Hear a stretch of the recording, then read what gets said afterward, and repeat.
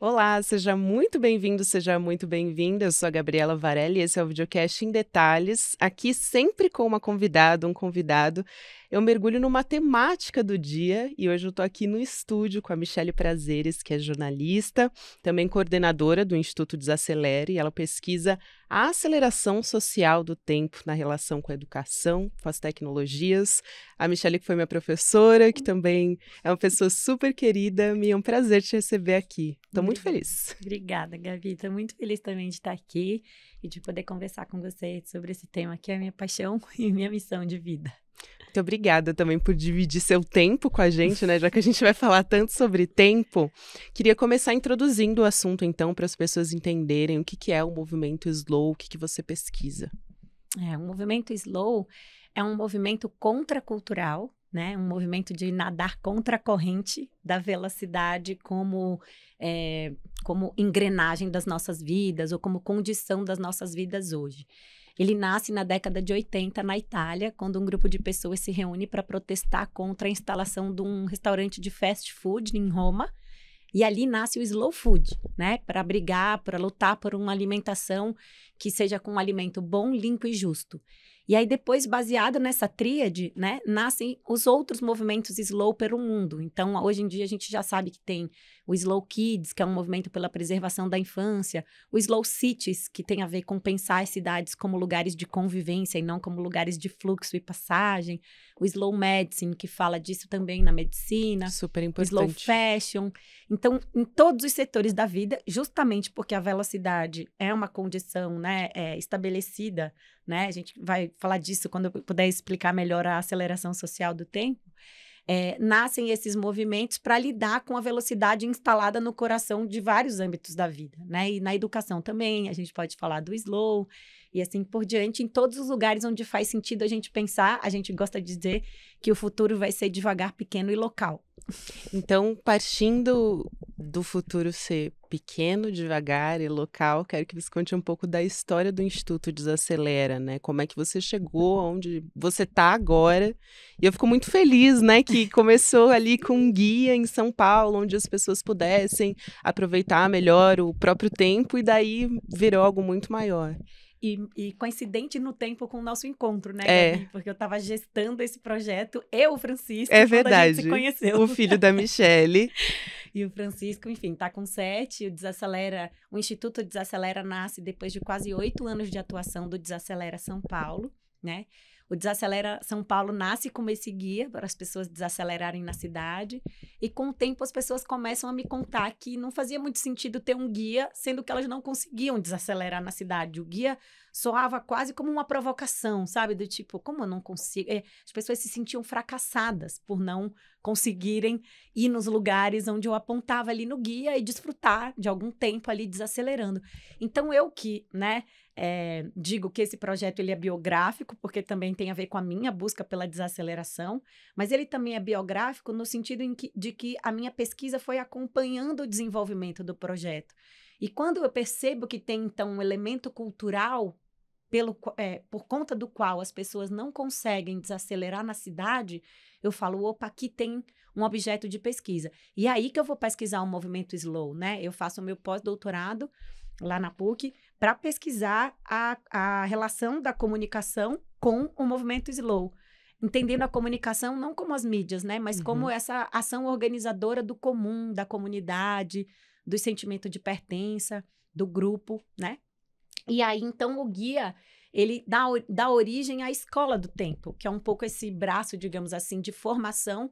Da educação, de né? educação, né? De educar as pessoas, de fazer o que eu chamo de letramentos temporais, né? Ensinar as pessoas a lidarem com o tempo, a aceleração e a velocidade, porque eu percebo que tem um elemento cultural e que a gente precisa cuidar na ordem, não do indivíduo, mas na ordem do grupo e das relações interpessoais. Sejam elas familiares, organizacionais ou das empresas, né? E a Escola do Tempo, então, nasce para levar essas reflexões para outros âmbitos e para tirar um pouco já do indivíduo essa responsabilidade pela desaceleração, né? Então, do guia nasce a escola, com a escola, eu começo a fazer uma série de iniciativas junto com o guia e a articular diversos parceiros e parceiras em São Paulo que estão construindo o movimento Slow na cidade. E aí eu percebo, como pessoa que já gosta de uma reuniãozinha, né? De juntar gente. A gente gosta. A gente gosta. Então, eu falei, gente, eu acho que essas pessoas estão fazendo coisas muito parecidas, mas fragmentadas. Eu quero juntar esse povo todo numa espécie de braço do movimento Slow em São Paulo. E assim nasce a rede Desacelera São Paulo, que organiza o primeiro Dia Sem Pressa, né? Que é o primeiro festival da cultura Slow aqui no Brasil. E o que rola nesse festival?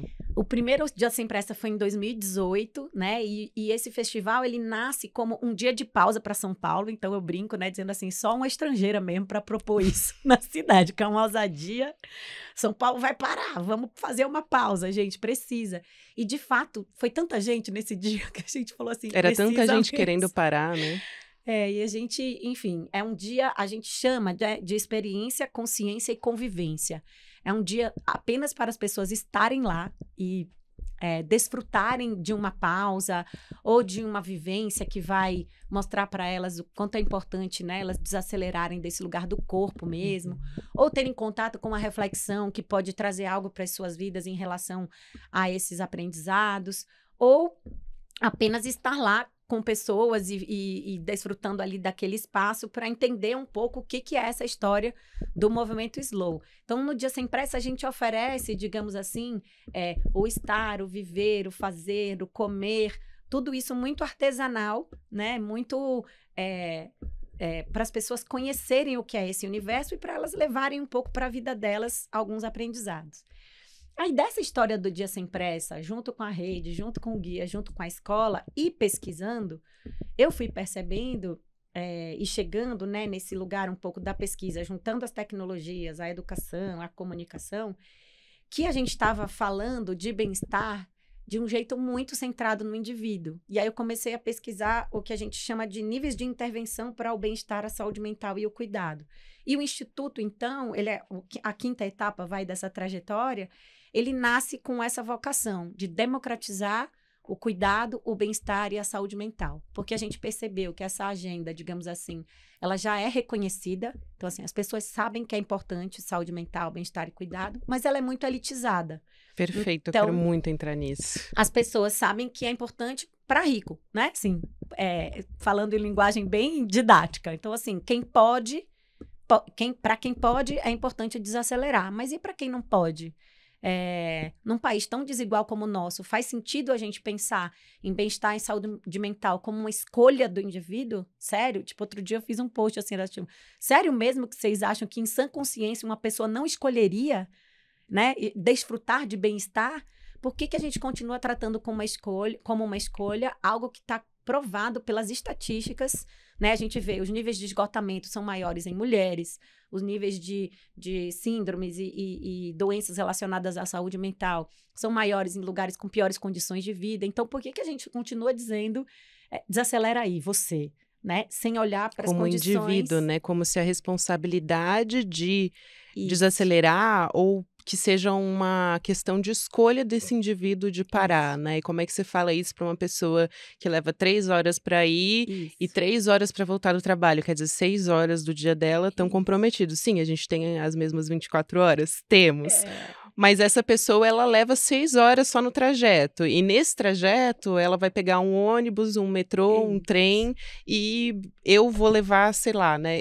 Não eu, indivíduo, mas a outra pessoa ali vai levar 20 minutos no ar-condicionado para chegar no trabalho. Então, como é que a gente fala, né? Como que a gente leva o movimento Slow, essa lógica, para a vida das pessoas de uma forma coletiva num Brasil extremamente desigual? Gostei muito que você falou sobre essa perspectiva de gênero e de classe e também de raça, né? Porque é muito mais difícil para uma mulher, porque, óbvio, ela tem as tarefas da casa para fazer, ela tem o dobro de obrigação do trabalho, ela tem que se provar mais no trabalho também, ela ganha menos, então tudo isso permeia a vida das pessoas, né?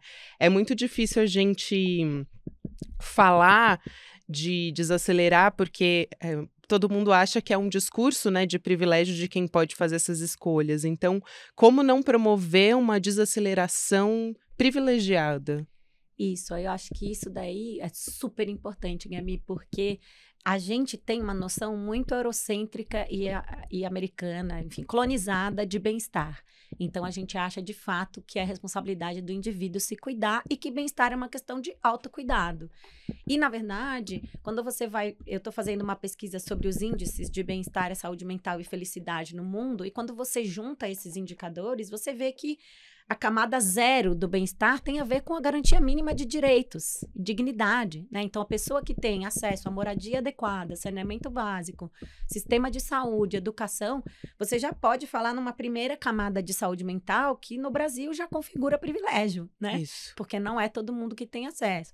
Depois você vai para uma segunda camada que está no âmbito não necessariamente do social político, mas do social do grupo, né? E aí você vai ver, por exemplo, como que é a família dessa pessoa, como que é onde essa pessoa circula, ou ela trabalha, ou ela estuda, ou ela se relaciona com outras pessoas em grupos. Então, como que são os círculos dessa pessoa? E depois, por último, como que é esse núcleozinho, né, do individual.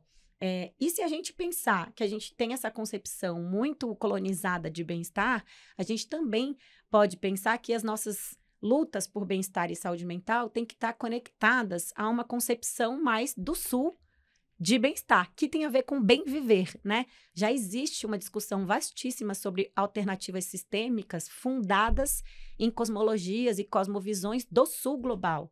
Então, tem bem viver, tem decrescimento, tem o ecofeminismo, tem uma série de as chamadas alternativas sistêmicas que estão calcadas nessa visão de que a gente chegou num limite humano e planetário, né? E a gente não necessariamente precisa se desenvolver, entre aspas, progredir, avançar, crescer, acelerar.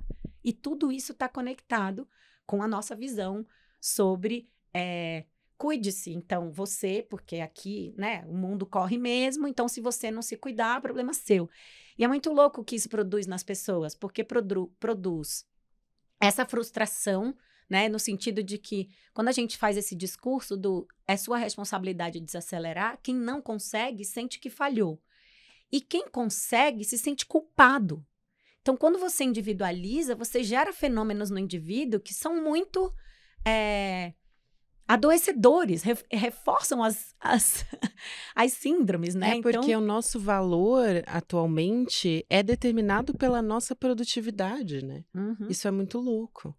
Aí eu acho que se a gente começa a falar de produtividade, a gente fala quase que de uma lógica paralela à lógica da velocidade, mas que é uma engrenagem da aceleração.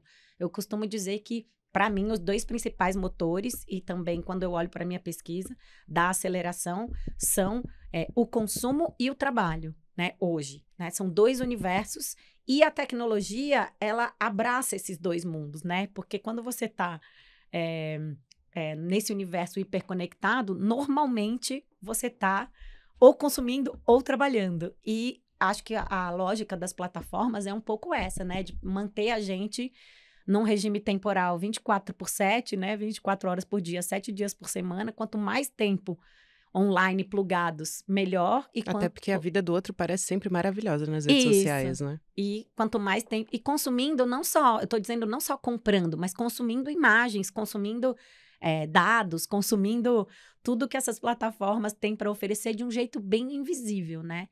E então, acho que essas duas coisas, esses dois campos da vida são para os quais a gente tem que olhar com mais cuidado quando a gente está falando, por exemplo, de possibilidades de desacelerar, né?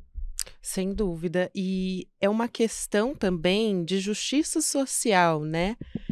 Você falou isso para mim uma vez e eu nunca mais me esqueci. É uma questão de justiça social, a gente brigar pelo nosso tempo também. Tá? E pensar nisso como um movimento, eu imagino de que maneira o Estado pode tornar a vida das pessoas, tornar isso viável para a vida das pessoas de maneira geral, né? Enxergando essas questões, esses recortes, né, por exemplo, sociais, como é que a gente deixa a vida dessa pessoa que tem que trabalhar 15 horas por dia para colocar comida na mesa e mais ainda tem o tempo de deslocamento. Como que a gente atinge, por meio de políticas públicas, por mais acesso à cultura, por um acesso melhor à saúde? Tudo isso conversa, na verdade, né? A gente não está falando de uma coisa isolada. Eu acho que permeia todas essas questões da vida também, né? Total. Essa questão da justiça social, né? Depois eu chego na minha pesquisa nessa ideia da cronomeritocracia, né? Que é essa ideia de que todo mundo tem as mesmas 24 horas, sendo que, na verdade, sim, cronologicamente, mas não do ponto de vista da experiência temporal, né? A experiência temporal das pessoas é atravessada pelos marcadores sociais de desigualdades, como a gente estava falando. Mas essa é uma frase do Antônio Cândido, que eu gosto muito e que eu reproduzo em todos os lugares onde eu vou, né? Ele diz que... É maravilhoso. Que a gente aprendeu essa coisa de que tempo é dinheiro, sendo que tempo não é dinheiro, nem recurso, que o tempo é o tecido da vida. E que toda luta por justiça social deveria começar por uma luta sobre o tempo, porque a gente tem direito a alocar esse tempo para algo que nos humanize. Ele diz, eu tenho direito afetos, né? de dedicar o tempo para os meus afetos, para as pessoas que eu amo, ou para as coisas que eu gosto, ou para nada, para descansar, né? Então, essa história de que a luta por justiça social, assim, que a luta pela igualdade, pela justiça temporal, precede a luta pela justiça social, ou caminha junto com ela, me agrada muito, porque quando eu fundei o Instituto, eu fundei muito com essa história de, bom, quem cuida de quem cuida, né? Quem cuida de quem educa? Quem cuida de quem luta? Isso para as mulheres, então, é fundamental falar. E aí, essa história que nasce para cuidar das pessoas que têm essas camadas invisíveis de trabalho e, portanto, de trabalho não reconhecido, ou mal remunerado, ou invisível, e que as sobrecarregam, sendo que sem isso necessariamente aparecer para um mundo da produtividade. Então, por exemplo, trabalho de cuidado e trabalho doméstico não conta para ser produtivo nesse mundo, entendeu? Você só está sendo produtivo se você estiver produzindo num outro lugar. Eu lembro quando eu brincava, né? Eu ficava de manhã com as crianças em casa, aí eu chegava para trabalhar na escola onde eu dava aula, as pessoas falavam, professora, chegando agora, né?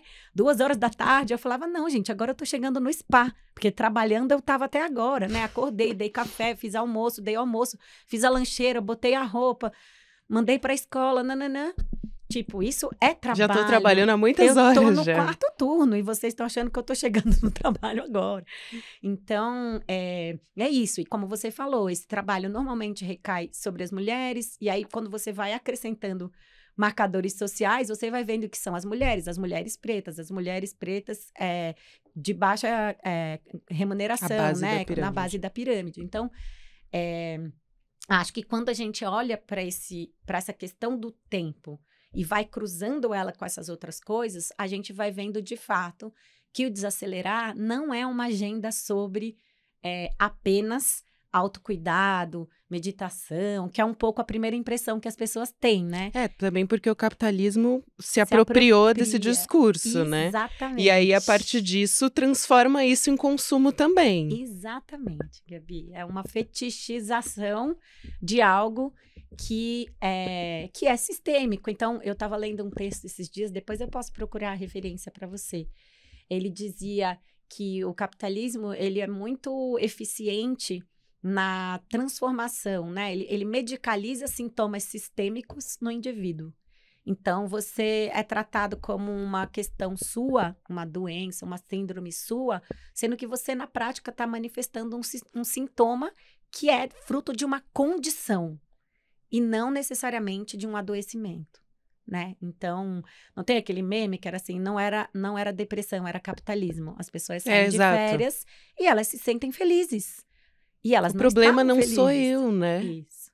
Eu acho que todo mundo, em alguma medida, já passou por isso, né? De achar que estava adoecendo ou algo assim. O burnout, acho que mostra muito isso, porque é o adoecimento por conta do trabalho, né? E aí, quando você é retirado daquele ambiente que te adoece, você tá bem.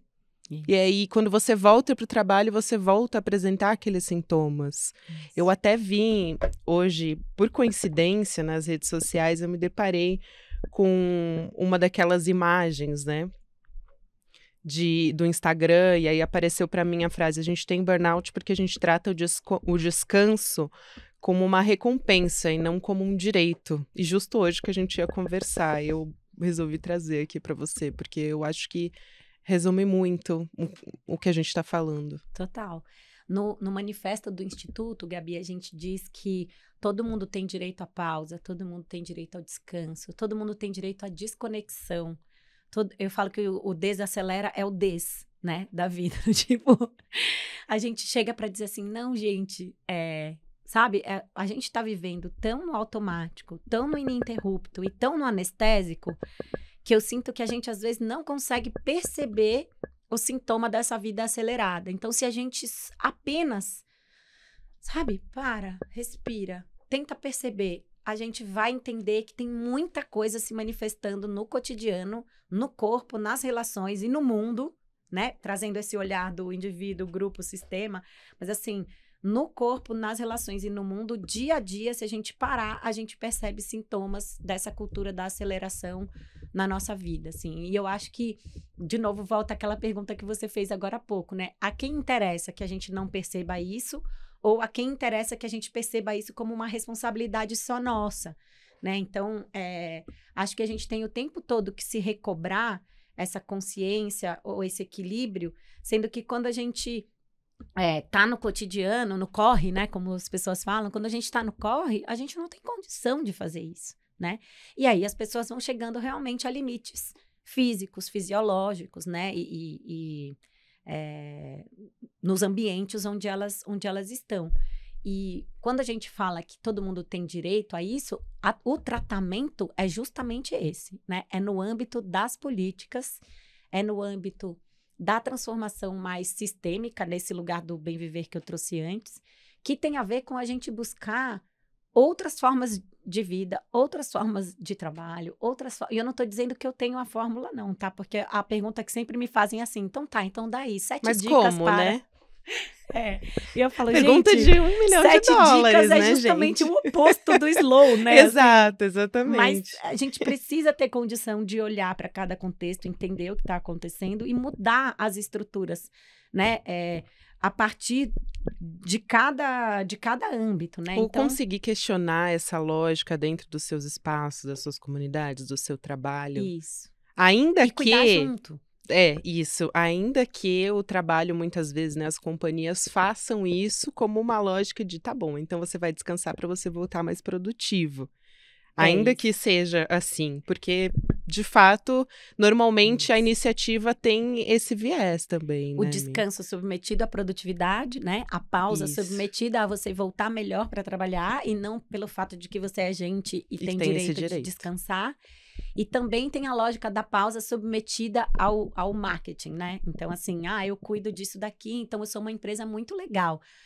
Eu não me lembro agora quando foi, mas eu publiquei recentemente um texto que eu chamo de wellness washing, né? Então, assim, as empresas usam esse selo de, sou empresa do bem para... Cuido da saúde mental dos meus funcionários. Sendo que, na verdade, muitas pessoas dessas e dos lugares onde eu tenho atuado, assim, para conversar sobre esse tema, relatam que tem programas que, de novo, são criados na perspectiva da individualização, né? Então, assim, eu estou oferecendo aqui uma sala de descompressão, um tobogã colorido e terapia para todo mundo, sendo que você continua cobrando prazos inexequíveis, pagando mal seus funcionários, não tendo plano de carreira, pagando diferente homens e mulheres no mesmo cargo. Então, assim, se você não mexe nessa cultura, nessa estrutura e na sua noção mesmo de recursos e produtividade, não adianta você ter a sala colorida, bonita, maravilhosa, e as pessoas não vão acessar.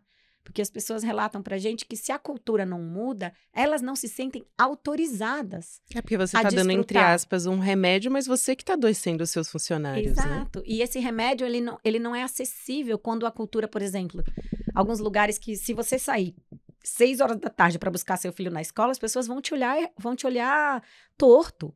Entende? E vão achar lindo, maravilhoso a pessoa que, entre aspas, veste a camisa e sai do escritório 10 horas da noite. Quem tem condição de sair do escritório sem se preocupar com outras pessoas de quem cuida ou com o horário que vai perder o ônibus, porque o último ônibus passa X horas. Então, de novo, você vai criando estruturas que, pela lógica da competitividade, privilegiam quem tem uma determinada condição e terminam subjugando quem tem uma outra condição. Até porque eu não vou querer sair às 7 se o meu colega vai sair às 10, vai pegar mal para mim. É essa lógica que acaba se instaurando quando você fala essa lógica da competitividade, né? Tudo Exato. pensado assim. Eu vou até trazer um dado aqui que eu acho importante, a gente está chegando no final da conversa, mas acho que vale a pena. A gente tem uma pesquisa do Instituto Datafolha de maio, mostrando que 43% da população brasileira vive num ritmo muito acelerado. E também 9 em cada 10 pessoas não se sentem calmas. E aí você, como pesquisadora, né, eu vou citar aqui o Sociedade do Cansaço, que é a obra que as pessoas mais conhecem, mas você se aprofundou muito mais, estudou muito mais obras que saíram também depois e foram se atualizando, mas de como a gente foi convencido, né, seguindo essa linha da nossa conversa, de virar empreendedores de nós mesmos, né, e isso é pior do que ser funcionário de alguém. Então, explicar um pouco essa lógica também. E você também pesquisa velocidade como violência, velocidade como regra, né? A gente tende a achar que é uma questão individual, conversa com isso que a gente está falando, né? Total. O Sociedade do Cansaço, né, Gabi, é uma obra célebre do Byung-Chul Han, que é um filósofo sul-coreano, e ele criou esse termo para falar justamente dessa lógica da totalização do trabalho na nossa vida. Ele fala que a esfera do trabalho virou a única esfera nobre, digamos assim, né? Assim, que tem a ver com essa lógica da produtividade que a gente fala. E depois, aí ele vai escrever A Vida Contemplativa, ele vai escrever O Louvor à Terra, que são livros que ele escreveu depois, A Salvação do Belo, para dizer assim, olha, não é nesse tempo que a gente vai ser humano feliz e resgatar a nossa humanidade. No Sociedade do Cansaço, ele fala dessa lógica, então, do trabalho totalizado e do indivíduo empreendedor de si, sujeito do desempenho, adoecido, né? E que vive numa temporalidade de dedicação total ao trabalho e que isso é plausível e até elogiável, né? Mas essa história da aceleração social do tempo, ela tem a ver com o trabalho, mas o nome, né, aceleração social do tempo, é um conceito criado por um pesquisador alemão, o Hartmut Rosa. Na verdade, o nome dele é Rosa, mas eu sou nordestina, eu falo Rosa mesmo. E ele fala que a aceleração ela é social, né, das relações sociais, do ritmo de vida, das transformações sociais, do ritmo de vida e das questões técnicas.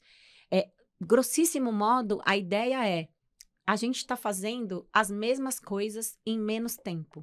Isso é aceleração, nua e crua. Então, assim, as coisas que levavam anos para acontecer estão acontecendo em menos tempo. As coisas que a gente fazia... Isso em todos os âmbitos. Em todos os âmbitos. As coisas que a gente fazia em, sei lá, alguns dias, a gente está fazendo em algumas horas. E aí eu acrescento, né? As coisas que a gente fazia uma por vez, a gente está fazendo muitas coisas ao mesmo tempo. E, de alguma forma... o período mais recente que a gente viveu, de isolamento pandemia, social, né? Por conta da pandemia... Primeira coisa que me veio na cabeça, acho que a pandemia impactou muito normalizou nisso. o multitarefa. Né? A gente não divide mais, né, o espaço do trabalho com o espaço do lazer ou do descanso, virou uma coisa só, né? Exato. O WhatsApp virou uma coisa só. Isso. Então, assim, eu costumo dizer que normalizou e depois normatizou. Porque eu acho que essa é a virada... que eu falo da velocidade como violência. Uma coisa é um comportamento normalizado. Ele é aceitável, ele é o aceito socialmente, ele é o estabelecido culturalmente. O normatizado é assim, virou regra. Virou norma. Então, quem não corre vai ficar para trás. E aí, quando vira norma, vira violência. Porque aí quem fica para trás é excluído, né? Então, não consegue acompanhar, né? Isso, não consegue acompanhar. Essa é a lógica mesmo, de que você está fazendo menos. Exato. E aí eu lembro, durante a pandemia, quando saiu essa história de acelerar o áudio de WhatsApp, né? Eu escrevi um texto dizendo, estamos doentes de velocidade. E muitas pessoas falaram assim, nossa, que exagerada, você tá louca, imagina, não sei o quê. Eu falei, gente, me dá um depoimento daqui a 15 dias sobre como foi sua experiência acelerando o áudio. Aí essas mesmas pessoas me contaram que elas não conseguiam mais ouvir o áudio em ritmo normal. Aí depois de um tempo, essas mesmas pessoas me contaram que virou o padrão Quero saber delas. quem ouve o podcast também acelerado. Quem tá ouvindo acelerado agora. Ouvindo a gente acelerado agora. Fica constrangido e bota em velocidade vezes 1 para ouvir essa parte. Que é isso, né? E a pessoa não... Primeiro, ela acha que é uma escolha, então quando eu quiser, eu paro de acelerar. Só que ela não consegue, porque aquilo vira um hábito. De repente, aquele hábito vira o padrão dela no celular. Ela já não tira mais do vezes 2. Ela ouve tudo vezes 2. Depois ela vai ver o filme, a série e o podcast também vezes 2. E, por fim, essas pessoas me relatam que elas estão querendo acelerar as pessoas. Eu não consigo mais te ouvir quando você está falando no seu ritmo. Os alunos falavam isso pra gente quando a gente voltou para o presencial. A aula tá chata, porque, né, na pandemia eu via a aula vezes 3, vezes 4, às vezes, e agora o ritmo do professor na sala de aula é muito chato. Imagina, gente, sabe? Tem gente que relata não conseguir mais ler, né? Não Pegar, consegue ler um ler. livro, porque não consigo parar e ficar Concentrar. concentrado aqui por, sei lá, 20 minutos, 15 minutos, Isso. não consigo. Então, quando a gente fala que, assim, não é só uma questão de uma escolha, quando a gente estabelece isso como norma, a gente está mexendo nos modos de percepção e nos modos de relação das pessoas, né? A gente mexe numa série de disposições, né? Dispositivo no sentido sociológico. Então, as pessoas não estão mais disponíveis ao outro. Elas não querem mais ouvir. Elas estão se irritando. O outro não é mais interessante. Na rede social, eu me relaciono comigo mesma. Eu não me relaciono com o outro. É uma simulação de relação. Não é relação de fato. Né? Então, a rede social, ela mostra mais do mesmo sobre mim. Ela mostra mais do que eu já gosto. É sobre isso o modelo de funcionamento dessas plataformas, né? Então, quando eu falo que nesse momento em que vira a regra, a velocidade vira violência, é justamente porque essa mesma coisa que acontece desse jeito com o áudio do WhatsApp, acontece com outros processos sociais, em outros âmbitos da vida, em que a velocidade vai se normalizando e depois se normatizando, virando regra e deixando gente para trás. Perfeito. E nisso que você falou, né, da rede social, ela cria o problema e aí também individualiza. Você tem que lidar agora com esse problema que a gente criou. Não é responsabilidade nossa. Você que tem que, né, apresentar, enfim, uma maneira, desenvolver um comportamento de tentar usar menos redes sociais e contra, né, nadar contra essa corrente toda. Isso. Quando, Gabi, é ingênuo a gente achar que hoje em dia, depois de tudo que a gente viveu com essas redes, né, de que o direito à desconexão é uma provocação minha nesse sentido, porque, assim, quando a gente não tá no celular, quando a gente não tá no computador, quando a gente não tá na internet, ainda assim, a gente está conectado a lógicas, a modos de vida e a valores que já estão impregnados no nosso corpo, né? A velocidade é um deles, né? Então, assim, o fato de eu estar desconectada supostamente de um dispositivo tecnológico não me tira desse mundo, né? Então, olha só, né? A que ponto chegamos, né? E aí, de verdade, essa ideia do detox e tal, o direito à desconexão é uma provocação nesse sentido, porque não existe desconexão total no mundo em que a gente está, na condição em que a gente está hoje, né? Então, ainda que eu só enxergue futuro se a gente conseguir desconectar um pouco. Sim. E por que, né, que você precisa responder essa mensagem agora, 10 horas da noite, que te mandaram sobre o trabalho? Não. Sim. Não precisa. O tempo da outra pessoa, a urgência da outra pessoa não é o seu. E eu assusto tanto as pessoas quando eu digo, né? Eu saio de uma reunião, a pessoa fala, eu vou te mandar essa apresentação aqui, então já. Eu falo, não precisa, eu só vou olhar para isso daqui a 4 dias, então pode me mandar na segunda-feira. A pessoa, Tal, porque tá tão, né? Como eu falei, no automático, no ininterrupto, no anestesiado, que já acha aquilo o natural. E eu falo, não. Calma, não, pera, eu brinco que o desacelera, não pera, né? Não, pera, não precisa. Nesse momento, a velocidade não faz sentido, não vai funcionar, não vai fazer diferença, então vai no seu tempo. E aí eu dou uma falha na Matrix, assim, das pessoas quando eu falo essas coisas. Maravilhoso você trazer essa falha na Matrix aqui pra gente pensar. Quero te agradecer muito por essa aula, mas eu quero pedir rapidinho para você contar pra gente que vai ter um Dia Sem Pressa para quem mora em São Paulo, né, no dia 11 de novembro. Conta como é que vai ser, todo mundo pode ir, vai ser de graça, como que é? É dia 11/11, né? Data portal, acho que é uma data super significativa. Dia 11 de novembro, no Sesc Pinheiros, né? Vai ter o Dia Sem Pressa, que é esse festival que eu comentei, né? Aberto, gratuito. Uma programação de vivências, de oficinas, né? De fazer manual, oficinas de horta em pequenos espaços. Vai ter meditação, vai ter todo tipo de vivência para o corpo. Vai ter estações de descanso, espaço para não fazer nada, espaço de brincar para adulto e criança, música e ambientação gostosa para a gente ficar lá um dia todo curtindo essa ideia de que é possível, sim, desacelerar e de que é possível. Acho que o nosso mote esse ano, né, eu brinco dizendo que é o não pera, isso dá. Que é assim, não pera é você desacelerar, ir lá e olhar o dia sem pressa, viver o dia sem pressa. E o estudar é você colher daquilo tudo que você vai viver lá, algumas coisas para você levar para sua vida. Então, esse ano, a nossa tentativa é mostrar para as pessoas que, mesmo que sistemicamente elas estejam sendo impedidas de desacelerar no âmbito individual, tem algumas saídas para a gente começar a mudar de dentro para fora, na casca da cebola, sabe? Descascar essa cebola juntos e transformar, de fato, as vidas, os ambientes e depois, sistemicamente, as políticas e a forma como a gente vive, porque é preciso. Com Cada certeza. vez mais, tenho certeza.